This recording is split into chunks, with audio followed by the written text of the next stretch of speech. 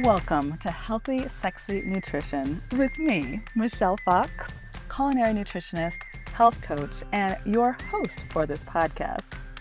I teach busy professionals how to get more nutrition in their bodies and how to have more fun in their home kitchens.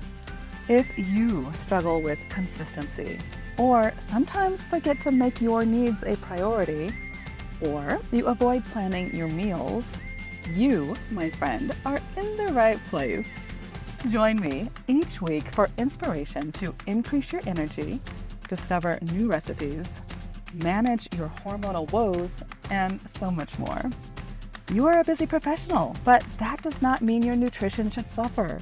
You deserve to live in a body and have a life that you love.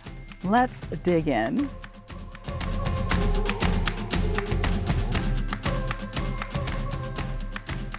Are you curious about how to get dinner on the table in under 30 minutes? How about curiosity about having more fun in your kitchen? Well, your girls got you. In this week's episode, I am sharing a replay of a really fun Facebook Live I did a few months back, and it's all about how to make an amazing baked salmon and a really magical kale salad. And let me tell you, you are going to love this kale salad, especially you, my friend who might be shaking their head saying, I do not love kale. You're going to love this one. So try it. Stick around, listen in, and at the end, I've got a special surprise for you. When you're done listening to this episode, please come on over to Instagram. You can find me at Michelle Fox Love. Then let me know what you think about this episode. I would truly love your feedback. Here we go. Hello, hello, hello.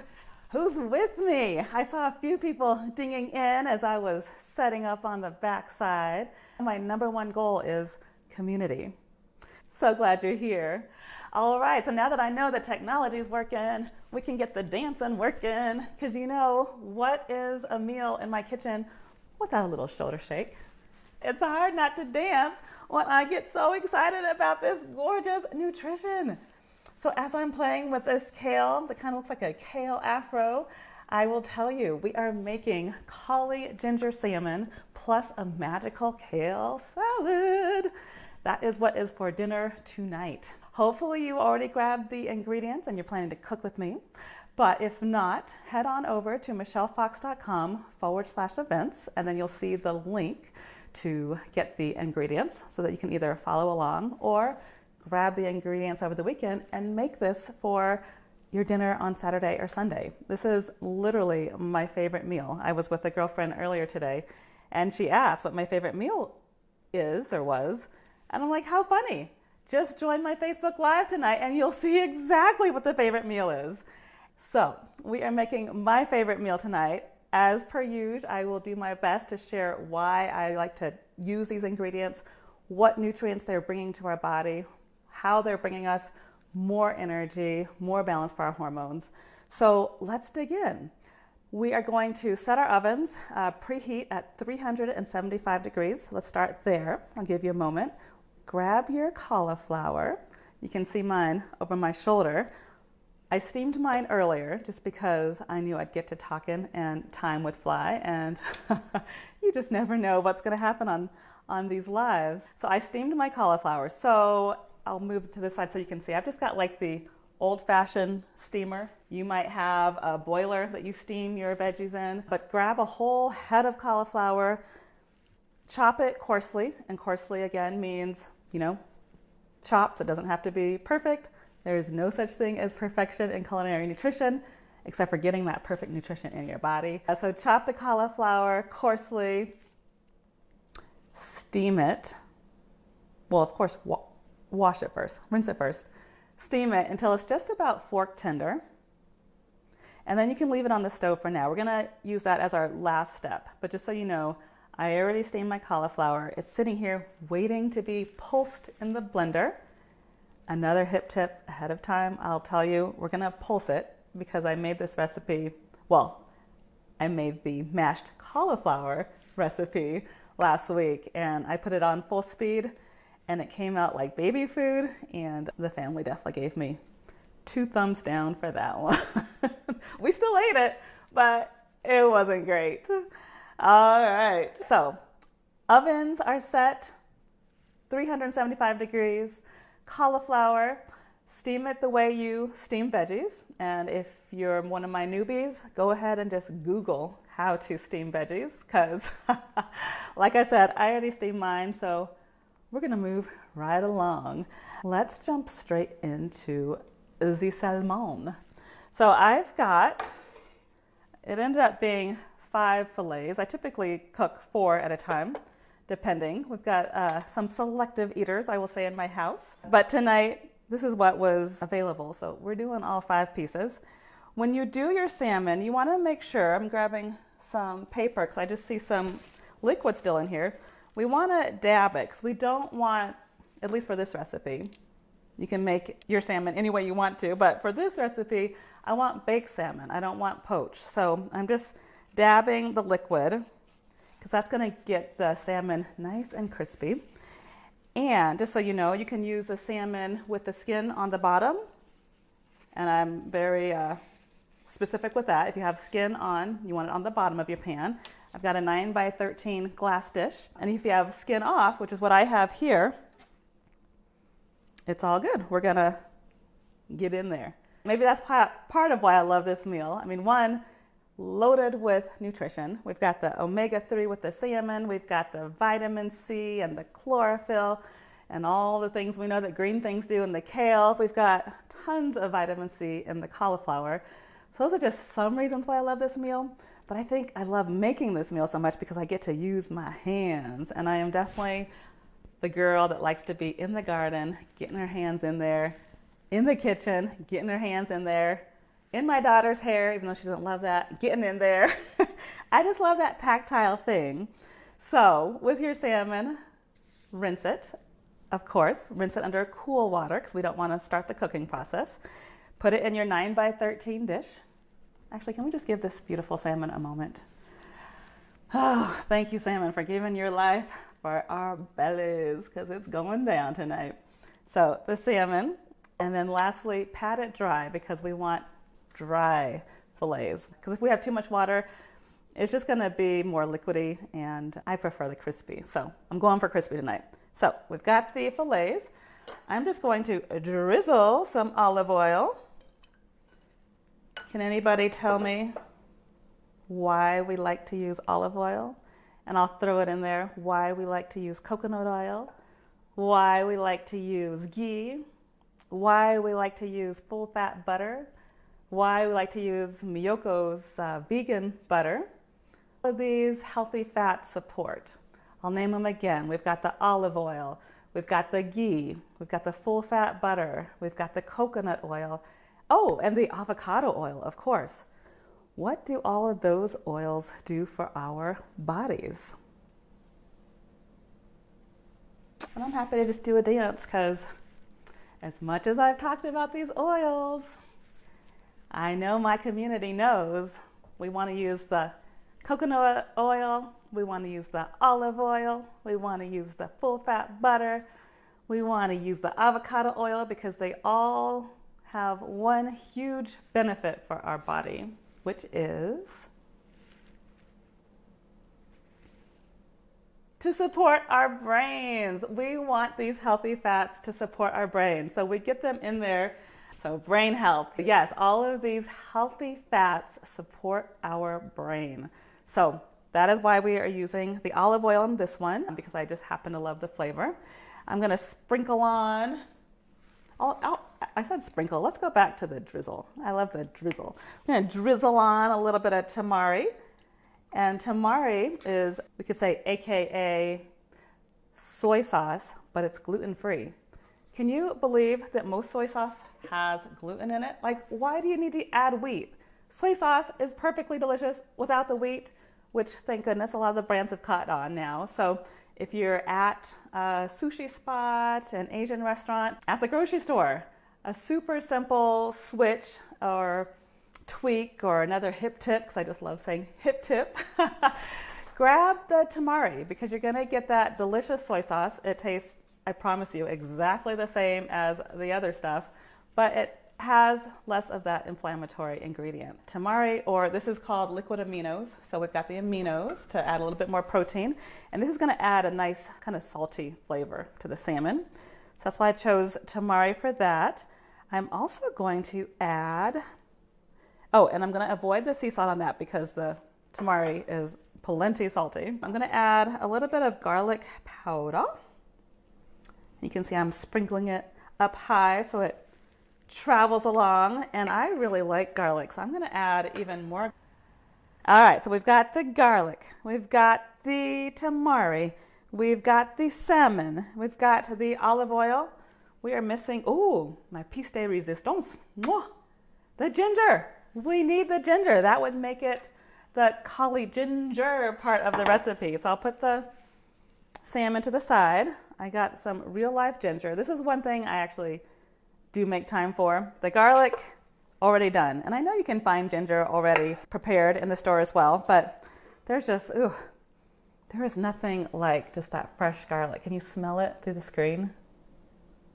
Ah, love that. So I am just cutting off some of the hard pieces, well, the hard skin, because the skin, if you cook with it, you'll find it makes it taste a little sour. So nobody has time for sour ginger. So I'm just kind of cutting mine in a square. And so you see I got, oh, no, I still have some skin on there.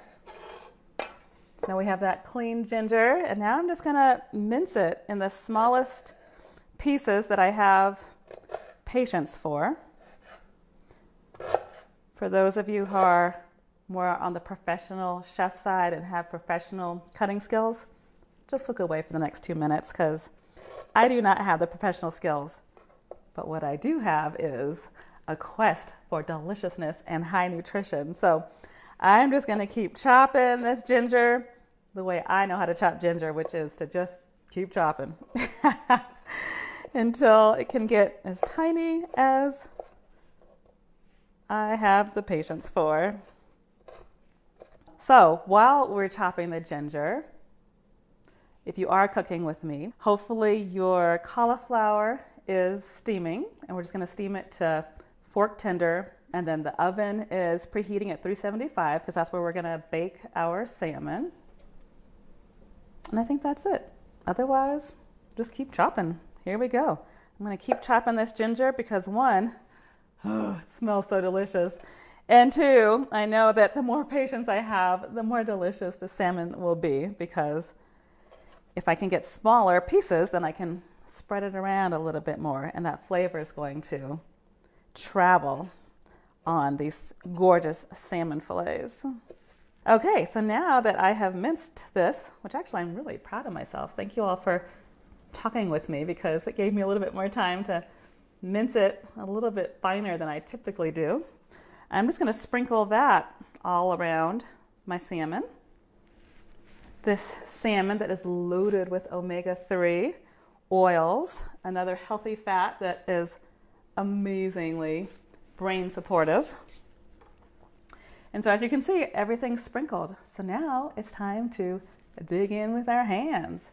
So we're just gonna go, and I'm just gonna literally just spread, just kind of massage that salmon, spread all these pieces, and then I'm gonna flip the fillet and then spread the bottom.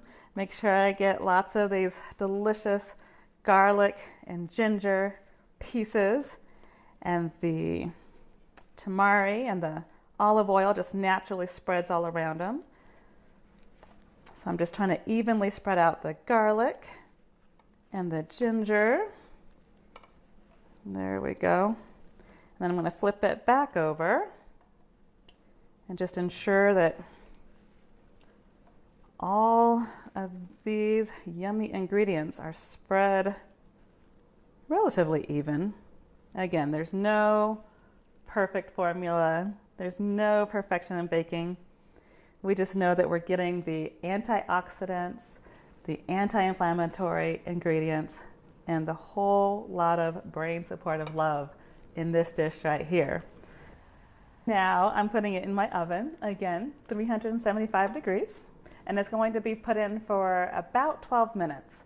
I can typically smell it when it's about ready, but just to be safe for you for the first time if you're making this with me, I would say 12 to 14 minutes if you like your salmon all the way done. If you like it more on the kind of softer side, I would say closer to 10 to 11 minutes. If you want it medium texture, 12 to 13 minutes. And if you want it all the way cooked through, I'd say 14 to 15 minutes is fine. It'll be delicious.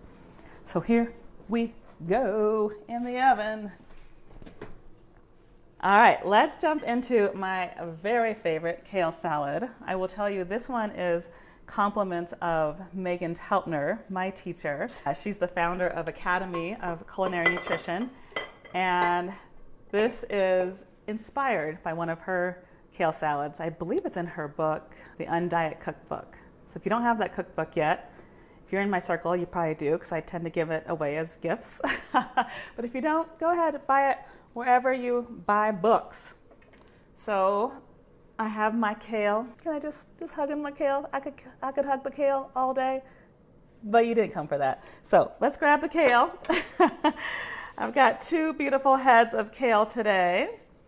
And this salad doesn't typically last long in our house. I will tell you, between Steve and I, we definitely serve up huge portions, and the kiddos actually like this one too. I don't think they ever take it out for leftovers for their lunch the next day, but I definitely eat it for leftovers for my lunch the next day. So this kale has already been pre-washed, pre-rinsed, and I am going to take it out, and I'm just going to slice it in, well, I'll show you. So it's not small slices, but it's not big slices either. And once again, for my professional knife skills people, look away just for 2 minutes. It's all good. We're going to slice up this kale, and I'll show you. So about like this size. So kind of like baby kale size is what I am getting. I'm kind of bunching it up here, and then I'm just making horizontal lines down the bunch.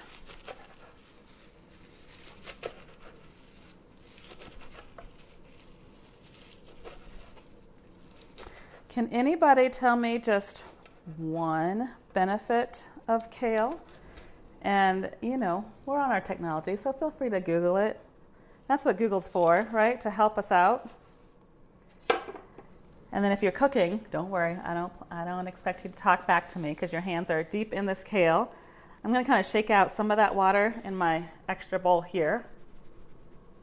And then I'm going to put this kale in my beautiful blue bowl. And then I'm going to grab my next head of kale. And let's see. So Andrea says, how much amino liquid did you add? Great question. It was, I would estimate maybe 2 to 3 tablespoons, and that was for 5 fillets. Oh, and by the way, hi. Thank you so much for being here. And does that mean you're cooking with us? Let's see. And then Andrea says, can you remind us why you store the kale in water? Absolutely. Another awesome question. So this helps the kale stay fresher for longer. Don't you hate, like, either when you get home from the farmer's market or your eyes get really big in the grocery store and you're like, yeah, I'm going to eat kale this week, and I'm going to have some carrots, and I'm going to have that broccoli. And then by day 6 or 7, everything's in your little crisper, and it's like, it's wilted.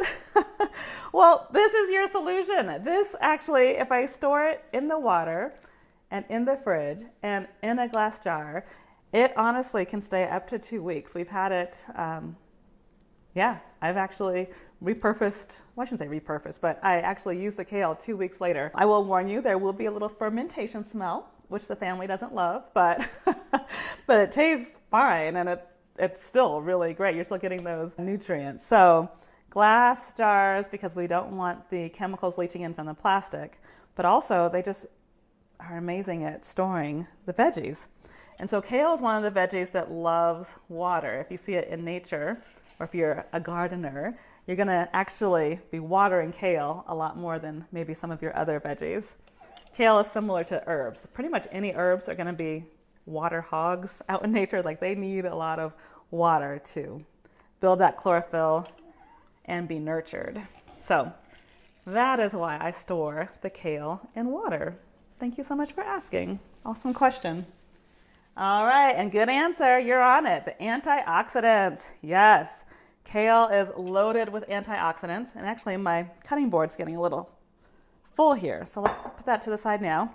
Loaded with antioxidants. And as the season gets cooler, we want to be very mindful of upping our vitamin C. And look at this. I'll get even closer.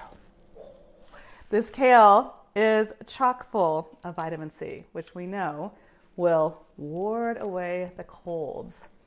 So my community is staying healthy this season, right? Because we are loading up on our vitamin C. I'm no doctor, so take this for what it's worth. But if you have a vitamin D supplement, you would have my nodding of approval. Is that a good way to say it without getting in trouble? So the vitamin C, the vitamin D, but as you know, walks during the lunch break where you're getting some sunshine, that definitely helps to increase your vitamin D as well. All right, so keep chopping that kale. And like I said, I have 2 heads of kale because it's just how I roll. But if you only have 1 head of kale, you're still going to have plenty for this beautiful salad. Oh, and then did you notice that? I promise I won't keep talking. Well, actually I will. Never mind. But when I'm talking, I pause because I have a very sharp knife in my hand. And I try to tell that to my children. You want to focus as much as possible. And I should say talking to the camera, because I can still talk and chop while I'm watching my fingers. But if I'm looking up at you, or if I'm looking away from where I'm chopping, no chopping. All right, so let's take these cute little afros and kind of squeeze out some of that water and put it in this bowl. And then we'll grab the next. I'm going to squeeze out the water. Put it in the bowl. And now I'm just going to kind of clean off this water off of my cutting board, because that can get real messy real fast. All right, here we go. So the next thing we're going to do is show. So this is the before. Feel free to take a screenshot if you want, because the after is going to look very different in about 5 minutes.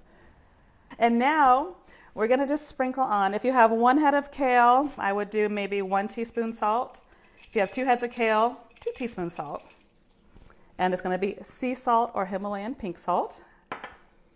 For the olive oil, we're going to do, I would say that was about 3 tablespoons for 2 heads of kale. I'd probably just do 1.5 tablespoons for the 1 head of kale. We are going to squeeze in half of a lemon. And the very fun part, we are going to massage this kale. Massaging the kale is what breaks down the cell walls and makes it so much easier to digest, and in my opinion, makes it so much yummier to eat. So now that we have the sea salt to help kind of break down some of the cell walls in the kale, we've got the citric acid from the lemon that's also going to help us break it down, and we've got the olive oil that kind of helps put everything together. So get in there. We are massaging this kale, and we are massaging it for a good 3 minutes. Massaging it for about 5 minutes is ideal, because again, the more we break down those cell walls, the better it's going to digest in our bodies. All right, as I'm massaging, let's see what we've got. So Steve Black says it's loaded with vitamins and minerals. Yes, I think that was a question for the kale. It is absolutely loaded with vitamin. I believe it's vitamin K, correct me if I'm wrong, which is awesome for our bone health. Sometimes at our dinner table, I won't call anybody out. I'll just say people that I'm not married to. People that I'm not married to sometimes argue with me about getting in calcium from dairy milk, which I don't allow in the house because I believe it's very inflammatory. So kale actually is one amazing way to get calcium in our body, and it does support our bone health. So that's another reason why we're eating this kale. Let's see. We're gonna put love in this way. So honestly, if you want to say a little prayer while you're massaging, I find this very meditative. If you want to say what you're grateful for, put that in the kale. Can you smell that? I get like whiffs of that lemon citrus aroma, which I have to say is my very favorite aromatherapy. Fresh lemons, which is a close tie to the rain, fresh rain outside, which we had the other day here in Colorado, which was a really fun surprise. The grass is still very green, which is kind of rare around this time for Colorado. All right, so I'm going to assume that I've talked for at least 3 minutes because this kale is looking gorgeous.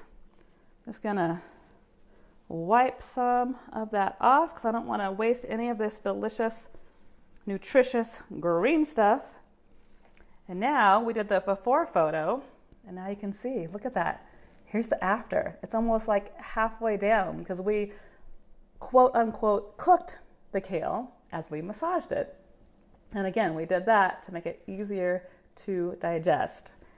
So we're gonna put that to the side, and I do smell the salmon, so I'm just gonna go double check to see how it is, but I'm actually gonna rinse my hands first. Just got another whiff of that delicious lemon. All right, and as always, safety first. We want the oven mitts, no matter how professional we are at pulling things in and out of the oven. Okay, I think I want maybe another 2 minutes on mine. And I like my salmon more on the crispy side. So I'm gonna go more for like the 12 to 14 minute range. If you want yours less, feel free to pull it out now. If you want it even more crispy, leave it in. I want this to be delicious for you because the more delicious it is, the more chance we'll have of getting it in your body. All right, so now that we've got this gorgeous kale, I'll put it to the side here. We can add capers for the saltiness if you like capers. I put in about 3 tablespoons, it looks like, of capers. I'm going to put in a whole avocado because this adds just a delicious creaminess. And as we know, the avocado is going to give us that potassium and the anti-inflammatory ingredients. Oh, I love when that happens. You never know what you're going to get with the avocado, and it's working with us tonight, so yay. So I'm just going to take it. I'm going to make some thin cuts horizontal, and now some thin cuts vertical. And then the side of the avocado with the seed in it, we're just going to make one. Oh, normally I say an X, but that was just one and done. I had a feeling tonight would be lucky. That was a good one. Another gorgeous, healthy fat. And then bam, it's kind of like a checkerboard. And then this really fun trick I learned from bonus daughter Lucy. You don't need to waste any silverware because you can just, after you cut your pieces, you just squeeze it. And look at that. Those gorgeous pieces of avocado just come right out. Lovely. I totally encourage my students to play and experiment with what tastes good and what feels good in our body. So got pecans for this one. It's another kind of soft nut. I know there are some people in our community that are allergic to nuts, so use seeds. I think pumpkins, ooh, Actually, pumpkin seeds would be really delicious in this salad. So pumpkin seeds would be great, sunflower seeds, or just leave it out altogether because the deliciousness with the kale and the avocado, I mean, you're pretty much set right there. But then there's more. We've got sun-dried tomatoes. I'm gonna grab probably, I would say like a quarter cup. And this is for the 2 heads of kale. And if you like sun-dried tomatoes, go for it. Like add even more if you want. And then I've only found them in oil. I don't know if sun-dried tomatoes come plain packed or dry packed, but I always prefer them in oil. But that's always the only way I find them as well. And then now I'm just gonna make a few rough chops in there so that it's easy to pick up with a fork when we're eating this salad. And now I do smell the salmon in the temperature that I like to smell it and that I like to eat it. So I'm gonna go grab that out of the oven. So double check yours if you haven't pulled yours out already. So I'm gonna go grab that before I get my hands dirty with the sun-dried tomatoes. And we'll turn the oven off so we can maybe cool things down in the kitchen. Oh yeah.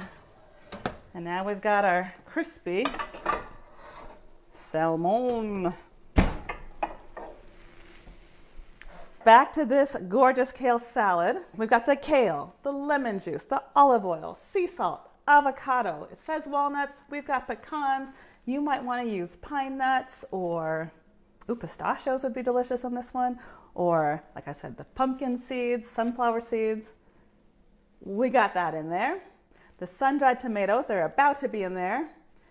I said 2 heaping spoonfuls of capers. I think there's 3 heaping spoonfuls of capers in this one. And then your preferred salad dressing. All right, so getting dirty again, just the way I like it. So sun-dried tomatoes going in. And now that we have all these gorgeous ingredients here, we're just gonna grab some salad tongs and mixy.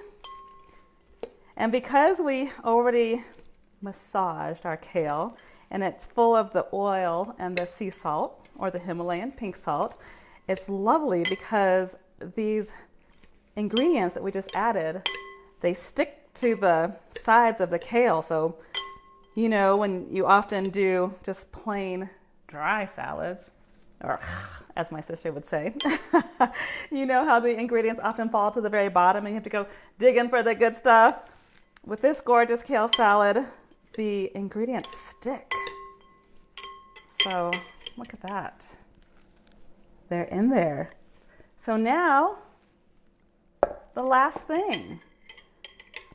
When we first started, I asked you to steam your cauliflower. So if you have, go ahead and grab your food processor and or blender. And we're going to pulse this one because I shared earlier that last week I made this mashed cauliflower and I just did the blend and it came out like baby food and it was pretty gross. We still ate it, but tonight it's our special night. It's gonna be good this time. All right, if you have your steamed cauliflower, put it in your food processor or your blender.